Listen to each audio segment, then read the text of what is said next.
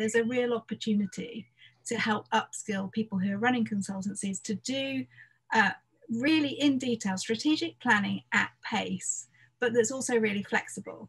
Because I think that one of the things I want to say is in the last business I sold, by the time I sold it, 60% of the business was not something that had been in our original strategic plan.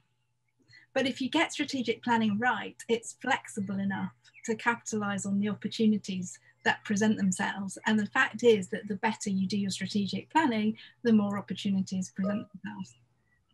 So that's really interesting. What do you think, when now you've worked with lots of other consultancies as opposed to running your own, what are the gaps that you're seeing? What are the mistakes people are making, or what are the things that they're not doing that you feel that they should do that within that sort of strategic planning framework?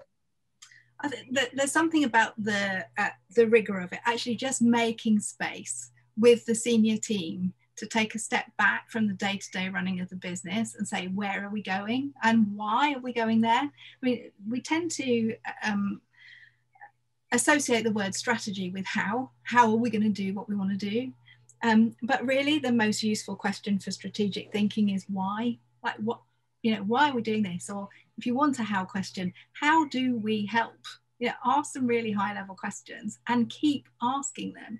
Now, what I found is getting the team together and allowing your senior team, whatever that looks like, to answer those sorts of questions individually and then collectively and keep revisiting. There's a lack of time dedicated to asking some of the bigger questions, and then there's a lack of rigor to the process that you go through to evaluate your options.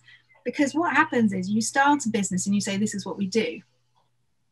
And then very quickly, what's become obvious to me with a lot of the consultancies I work with is that they're coming from and away from motivation and not towards motivation. So what do I mean by that? Away from is, wow, we've built a business of whatever it might be, 1 million, 5 million, 10 million, and we don't want to lose it. So what can we do to keep building it? But that's an away from, as opposed to, well, how do we help in the world and how do we continue to help? And then we're in a more creative energy, and building that into your strategic plan from the get-go and then keep coming back to it will give you the creative energy and the momentum and get you out of fear and insecurity, which actually tends to result in quite dodgy decisions and avoiding opportunities that could be huge for you.